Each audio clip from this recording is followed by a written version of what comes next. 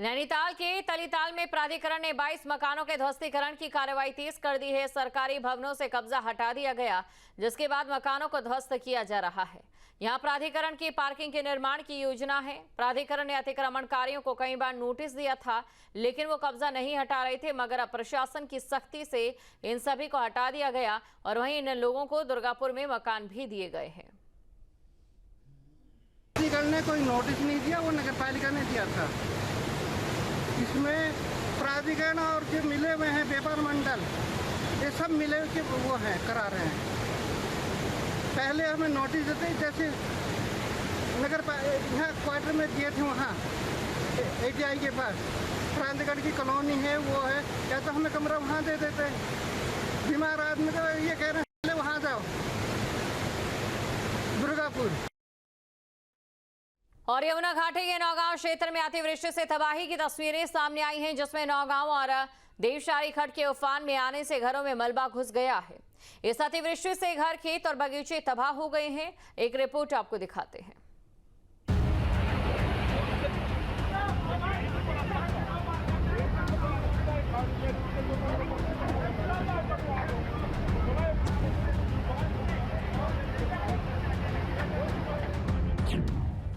उत्तर काशी में फिर बरसी आसमानी आफत।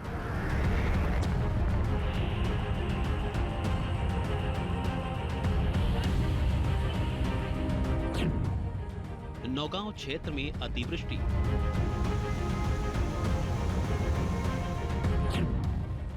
अतिवृष्टि से घर, खेत, बगीचे तबाह।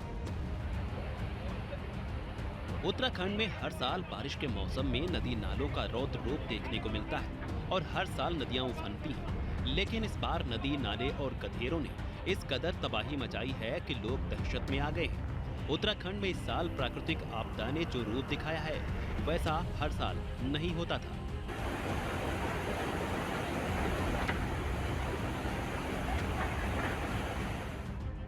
उत्तरकाशी में एक बार फिर आसमानी आफत बरसी। यमुनोत्री नेशनल हाईवे से लगे नौगांव बाजार क्षेत्र में शनिवार को अतिवृष्टि ने काफी तबाही मचाई।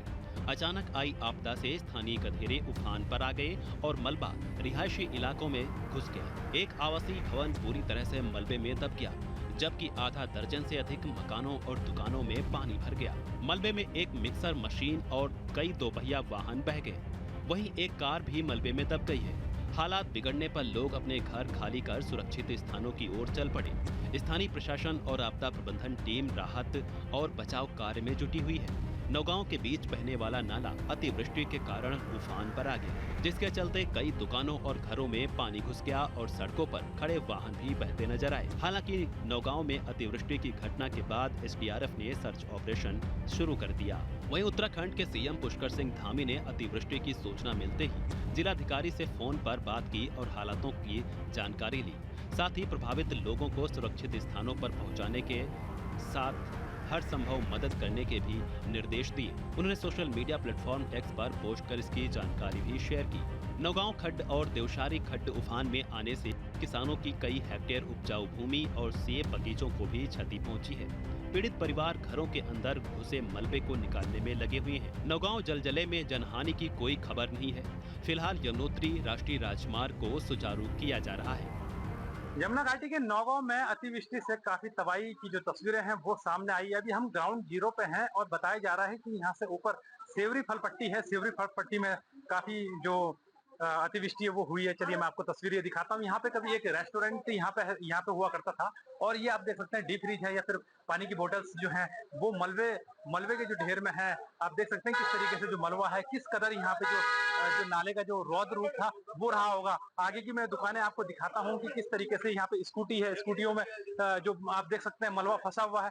इसके साथ साथ रेस्टोरेंट का ये हिस्सा है। इसके साथ ही अगर हम आगे इसी लाइन पे अगर चलते जाएं तो देख सकते हैं कि किस तरीके से जो दुकानें यहाँ पे हैं, जो दुकानें निर्मित हैं यहाँ पे, इनके अंदर किस तरीके से मलबा घुसा है। और मैं कोशिश भी करूंगा कि इसके अंदर कितना मलबा हुआ आपको मैं भी दिखाता हूँ। हालांकि अभी यहाँ पे ऐसी स्थिति हुई नहीं है। अभी पूरी तरीके से ये दलदल की स्थिति बनी हुई है और देख सकते हैं कि केवल एक रेता ही नहीं, मलबा बहुत बड़ी मात्रा में यहाँ पे आया है। जो यहाँ पे सामान जो रखा होगा वो पूरी तरीके से दब कर नष्ट हो चुका है। चलिए जो पीड़ित जो लोग हैं, जो यहाँ पे जो पीड़ित जो लोग हैं उनसे हम जानने की भी कोशिश करेंगे कि ये क्या आपका है ये? हाँ जी सर। क्या किस तरीके का मंजर रहा जिस समय कल? सर मंजर तो इतना खतरनाक रहा कि सोच नहीं सकता। मेरी भी उम्र 30 साल होगी, मैंने आज तक कभी देखा नहीं ऐसा, मतलब जो ऐसा ये सब मंजर अब कल हुआ है। अच्छा, ये जो मलबा केवल यहाँ तक सीमित है या फिर कोई कहीं और? सर ये मलबा यहाँ भी है, दुकानों में, जैसे मेरे 4 दुकानें हैं, ऐसी मेरे 10-12 कमरे अंदर है, सब में मलबा भरा हुआ, गचागच भरा हुआ, सब बिस्तर वगैरह हमने कल सारे एक दूसरे कमरे में, लास्ट वाला कमरा था एक बचा हुआ, वहाँ डाले सारे सामान वगैरह। कभी इससे पहले भी ऐसा कभी रौद्र रूप कभी सर आज तक जिंदगी में 30 साल या 60 साल, मेरी मम्मी भी बोलती है कि अभी आज तक कभी ऐसा ये सब नहीं हुआ जो कल हुआ। बिल्कुल, इससे पहले कभी मंजर यहाँ पे देखा नहीं। एक महिला है, काफी उनका गुस्सा भी यहाँ पे दिख रहा है। किस बात को लेके आपको गुस्सा यहाँ पे दिख रहा है? बेटा मेरा गुस्सा इस बात के लेकर, जब से ये खर्च चल रहा है तब से हमारे 4-5 साल हो गए, तब से हमारी मांग है कि पुल पर किसी नेता ने हमारी बात नहीं सुनी कि पुल लगेगा यहाँ। कोई अभी तक कोई पुल की कोई निर्णय नहीं हुई। कितने बार हम यहाँ धरना पे बैठे, सारी महिलाएं बैठी, ऐसे लोग भाग भी आए। जब हम कल रात को जागेंगे तो जब सब जागेंगे तब सरकार के नीचे, प्रशासन नीचे पानी पड़ेगा। अच्छा, प्रशासन भी यहाँ पे आया था, दिखाया आपने कि कितना नुकसान आपको हुआ है? कोई नहीं आया यहाँ प्रशासन। मुख्यमंत्री का आदमी खासा रखा यहाँ पर हमें नहीं मिला। हमने सुना कि मुख्यमंत्री का आदमी आ रखा, वो आता। बिल्कुल, यहाँ पे प्रशासन भी यहाँ पे पहुंचा, लेकिन यहाँ तक नहीं पहुंच पाया। लेकिन हमारी भी एक अपील रहेगी कि अगर प्रशासन यहाँ पे पहुंच रहा है तो कम से कम जो पीड़ित जो लोग हैं उनसे भी उनको मिल लेना चाहिए। उनकी जो तबाही है या उनके नुकसान है उसका आकलन कर लेना चाहिए। नौगांव से मैं नितिन चौहान, न्यूज स्टेट, यमुना घाटी। उत्तरकाशी में धरासू बैंड के पास आरआर टेक्नोलॉजी रॉकबोल्ट से बनी सड़क पहली बारिश भी नहीं झेल पाई और इसका आधे से भी ज्यादा हिस्सा धंस गया। साथ ही कई जगहों पर बड़ी बड़ी दरारें आ चुकी हैं। अब सवाल ये उठता है कि आखिर सड़क चौड़ीकरण ट्रीटमेंट कार्य पर 8 करोड़ रुपए खर्च किए गए, इसको विदेशी तकनीक से कराया गया, तो फिर ये एक बरसात भी क्यों नहीं झेल पाया? गुणवत्ता और नियम विरुद्ध कार्य करने का आरोप पहले भी लगा था, लेकिन अब ये साबित हो गया कि गंगोत्री नेशनल हाईवे पर इतना भारी भरकम रकम से हुए ट्रीटमेंट कार्य में कहीं ना कहीं कोई खामी जरूर है। और टिहरी में बीजेपी के जिला कार्यकारिणी का गठन किया गया है, जिसमें हर कार्यकर्ता की जिम्मेदारी तय की गई है, जिसमें जयेंद्र सिंहवाल और बलवंत रावत को महामंत्री की जिम्मेदारी सौंपी है। ये टीम 2027 के विधानसभा के चुनाव को देखते हुए तैयार की गई। बता दें कि प्रदेश अध्यक्ष महेंद्र भट्ट ने कार्यकारिणी के गठन की संस्तुति की थी।